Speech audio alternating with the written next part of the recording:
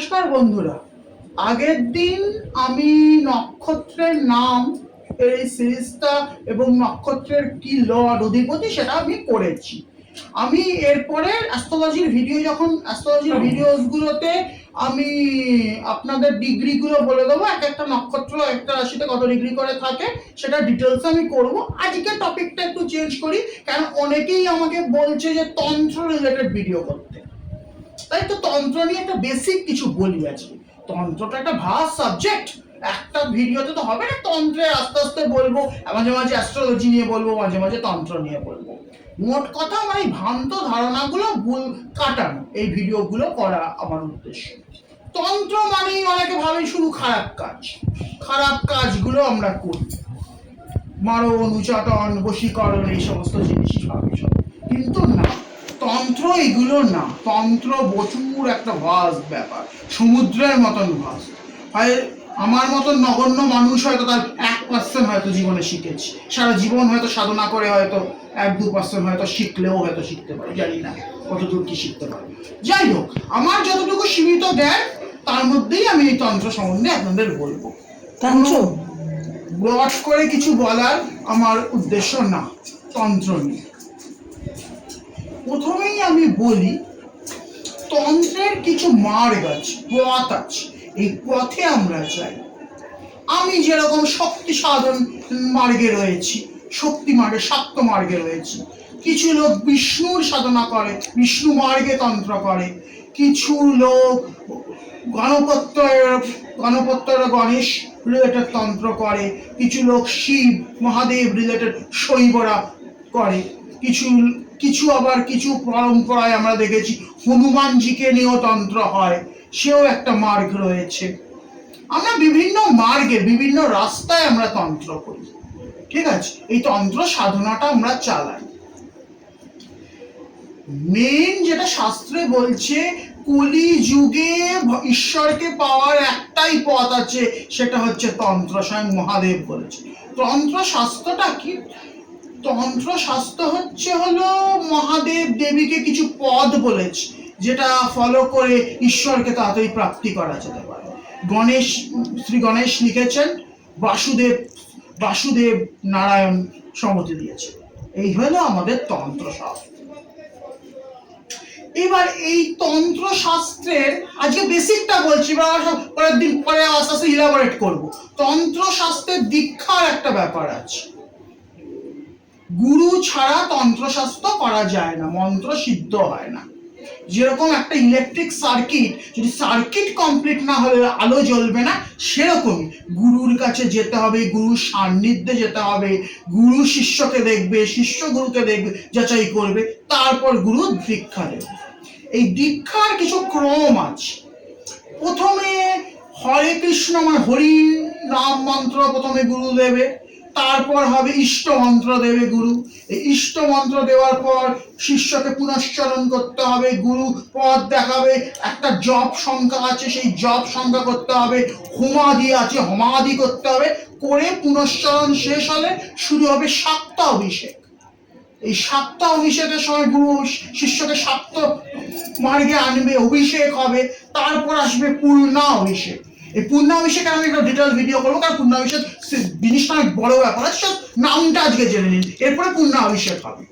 পূর্ণাভিষেকের পর শুরু হবে তাহলে ক্রম দীক্ষা। এই যে দশ মহাবিদ্যার দেবী, এদের ক্রম দীক্ষা। প্রথমে কালী, তারা, ত্রিপুরা মন্ত্র পাবে, পুনশ্চরণ হবে। বারবার বলছি, কিন্তু পুনশ্চরণ ছাড়া কিন্তু সাধনা হয় না। পুনশ্চরণ আপনাকে করতে হবে, গুরু নিয়ম বলে দেবে, সেই নিয়মে জপ সংখ্যা স্থির হবে। এই জপ সংখ্যা নিয়ে পুনশ্চরণ করতে হবে, হোম করতে হবে। সেটা গুরু ঠিক করবে হোম হবে কিনা। এইভাবে পুনশ্চরণ হবে। কালী, তারা, ত্রিপুরার পর বাকি যে দশম মহাবিদ্যারা রয়েছে সেগুলো দেবে। আবার এইখানে আবার কুলের ভাগ আছে। একটা কথা বলে দিই, আমাদের শাক্তদের দুটো কুল আছে, একটা হচ্ছে কালীকুল, একটা হচ্ছে স্ত্রীকুল। কালীকুল আমরা বলছি কালী মেন, এবং কালীকে রিলেটেড সবর্ণ দেব দেবীরা রয়েছে। আবার স্ত্রীকুলে বলছে যে ত্রিপুরা কামাখ্যাই মেন, একে কেন্দ্র করে সবর্ণ দেবীরা রয়েছে, ঠিক আছে। এই কুল অনুযায়ী হবে। কালীকুলে এইটা নিয়ম আছে, স্ত্রীকুলে আবার একটা অন্য নিয়ম দীক্ষা প্রকরণ আছে।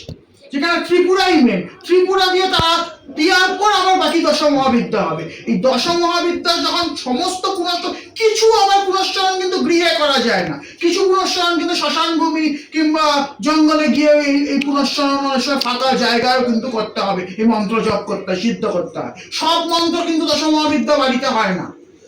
সে তারও একটা ডিটেলস ভিডিও করবো, আমি সবার ডিটেলস ভিডিও করবো আপনারা যদি চান, কিন্তু আপনাদের কিন্তু বলতে হবে আমার আপনি কি ধরনের চাইছেন। এই পুনশ্চরণ নিয়ে আমি একটা ডিটেলস ভিডিও করবো, কারণ পুনশ্চরণ জিনিসটা অনেক বড় ব্যাপার আছে।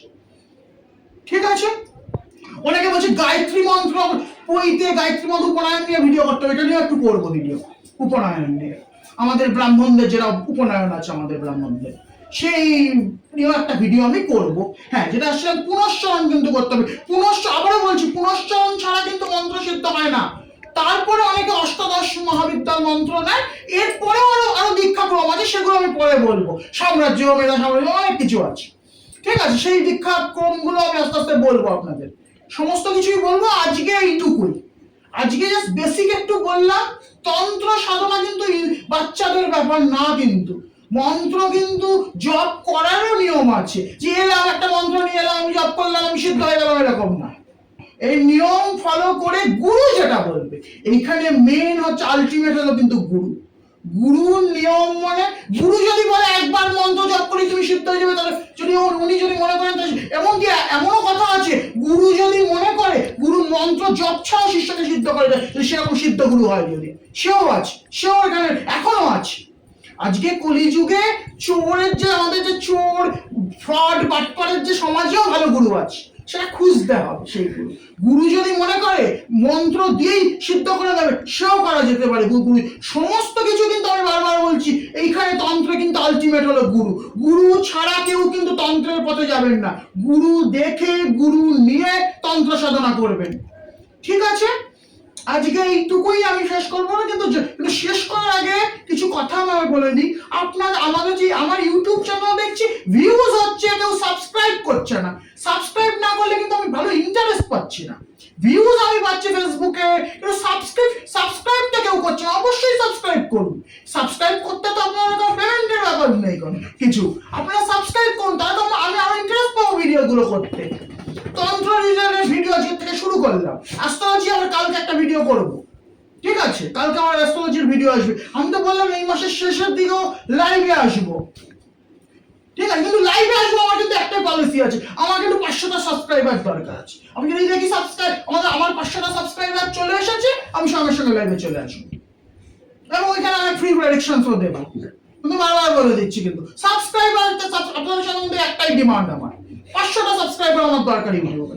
আমি যদি 500টা সাবস্ক্রাইবার পেয়ে যাই, আমি লাইভ করবো, আর অনেক ডিটেলসে বলবো, কিন্তু সাবস্ক্রাইবার দরকার। আর একটা কথা, আমি জ্যোতিষ প্র্যাকটিস করি, যদি কেউ, আগেও বলেছি, আবারও বলে দিচ্ছি, যদি কেউ মনে করে আমার সাথে কনসাল্ট করবেন জ্যোতিষ তন্ত্র রিলেটেড কোনো ব্যাপারে, অবশ্যই আসতে পারে। আমার বাগা যতীনে আমার বাড়ি, আমি বাড়ি থেকেই চেম্বার প্র্যাকটিস করি। আমার নম্বর হলো 7596947437। এই নম্বর আমি দিয়ে দিই, সব অনেক জায়গায় আমি পোস্ট করি, ফেসবুক, ইউটিউবে পেয়ে যাবে। নাম্বারটা পেতে খুব একটা হবে না, এটাই আমার হোয়াটসঅ্যাপ নাম্বার, আর এটাই আমার কল নাম্বার। ঠিক আছে, তবে আজকের মতো কিন্তু শেষে আমার ইষ্ট মা তারাকে নমন করছি। ওম তারা ওই বিদ্মহে মহা উগ্রা ওই ধীমহি তন্নো দেবী প্রচোদয়াৎ। ওম জয় গুরু মা, জয় গুরু মা, জয় গুরু মা।